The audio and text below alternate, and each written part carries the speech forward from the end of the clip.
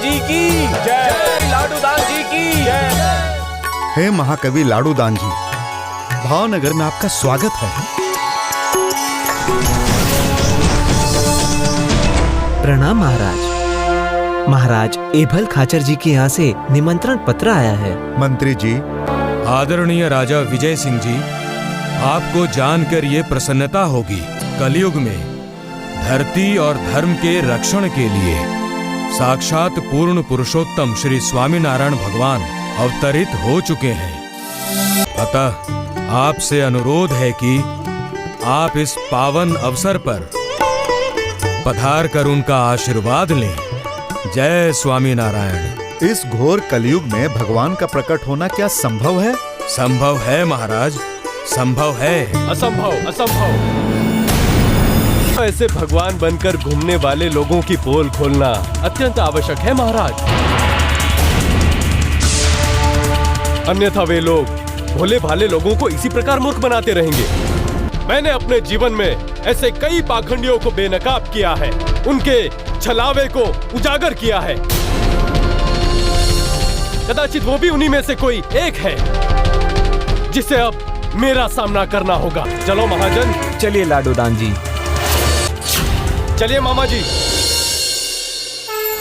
तो अब आप हमारी परीक्षा ले रहे हैं। ये आप किसकी बात कर रहे हैं महाराज?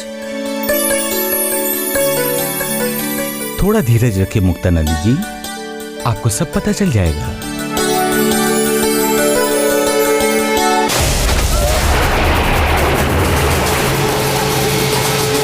ये हम कैसी मुसीबत में फंस गए हैं, ना आगे जा सकते हैं और ना ही पीछे जा सकते हैं। अब हे स्वामीनारायण भगवान, हमें इस मुसीबत से बचाओ।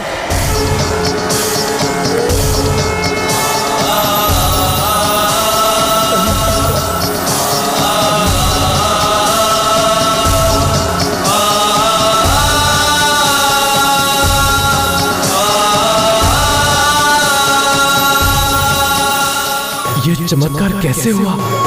कहीं वास्तव में वो सहजानंद स्वामी भगवान तो नहीं?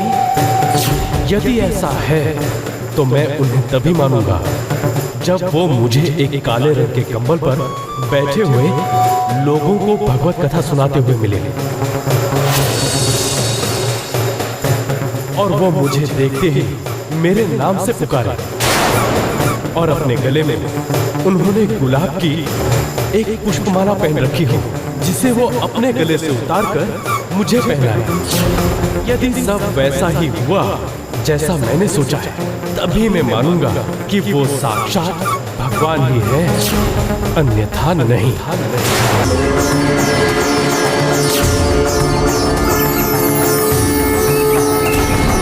जैसा मैंने सोचा था, ये सन्यासी उसी प्रकार के आसन पर बैठा है, भगवत कथा कर रहा है, लोगों को अपने प्रवचन से सम्मोहित भी कर रहा है। पर आज मैं इसकी परीक्षा अवश्य लूंगा। अवश्य लाडू दान जी, ये तो हर भक्त का अधिकार है कि वो जब चाहे अपने प्रभु की परीक्षा ले सकता है, क्योंकि प्रभु भी तो समय आने पर अपने भक्त की परीक्षा लेते हैं। आपने मेरे मन की बात कैसे जान ली सहजानंद जी? इसका उत्तर भी आपको अवश्य मिल जाएगा, परंतु अभी तो हमें आपका सत्कार करना है। आइए, यहाँ आइए। राजन, ये विख्यात कवि लाडू दान जी हैं। इन्होंने कच्छ में रहकर 18 वर्ष पिंगल शास्त्र का अभ्यास किया है। जामनगर, जूनागढ़ और भावनगर के राजघरानों से उपाधियां भी पाई हैं। मैं तो इनके बारे में जानने आया था, किंतु ये तो मेरे बारे में सब जानते हैं। आइए, यहाँ आइए।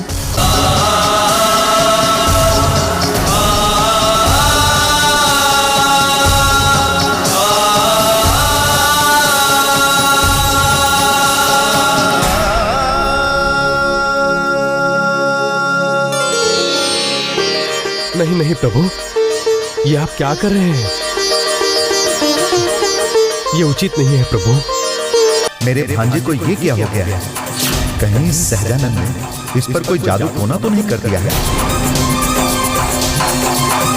हे मां जगदम्बा, मेरे भांजे को इस बहरूपीय जादूगर सहजानंद से बचाओ, अन्यथा मैं अपनी तलवार से अपनी गर्दन काट लूंगा।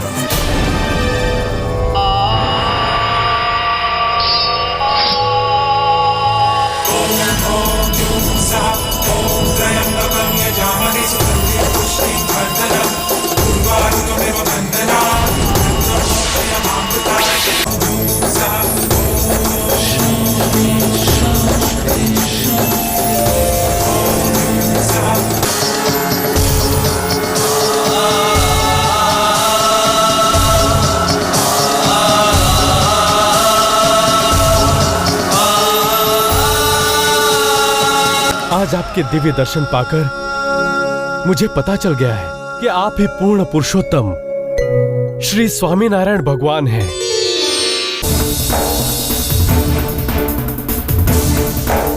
ये मेरे मामा जी को क्या हो गया प्रभु?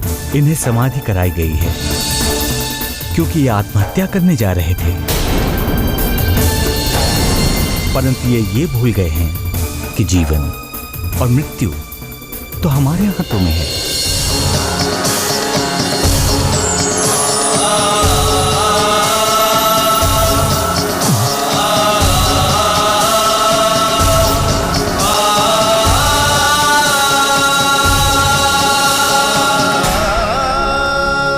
एभल बाबू की 2 पुत्रियां हैं, जया और ललिता, जिन्होंने अल्पायु में ही सन्यासी के वेश को धारण कर लिया है।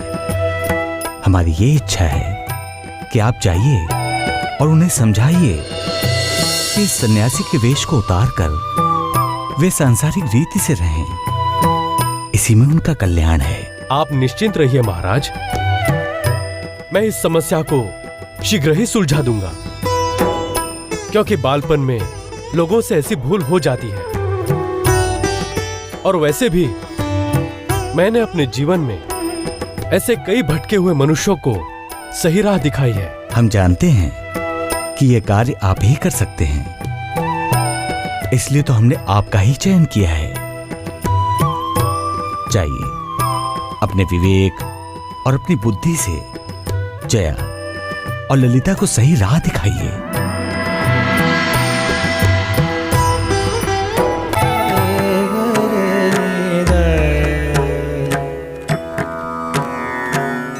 जय स्वामीनारायण। जय स्वामीनारायण बहन। कहिए, आप हमसे क्यों मिलना चाहते हैं? हम चाहते हैं कि आप दोनों वैराग्य के मार्ग को छोड़कर सांसारिक बंधन में बंध जाएं। इसी में आपके पिता का कल्याण है। हमने तो जब से होश संभाला है खुद को प्रभु की भक्ति में ही लीन पाया है। अब यदि हम प्रभु की भक्ति के इस मार्ग को त्याग कर सांसारिक बंधन को अपनाएंगे तो क्या ये प्रभु और उनकी भक्ति के प्रति अपराध नहीं होगा? कदाचित आपको प्रभु ने जिस उद्देश्य से यहाँ भेजा है, आप उस उद्देश्य को नहीं पहचान पाए हैं।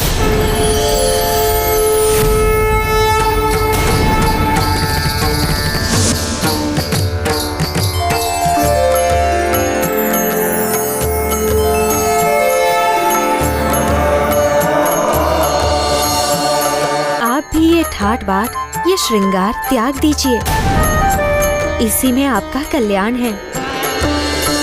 सच, आपके इन सुवचनों ने मेरे अंतर मन के द्वार को खोल दिया है। आप दोनों धन्य हैं और धन्य है आप दोनों की भक्ति। जय स्वामीनारायण। जय स्वामीनारायण।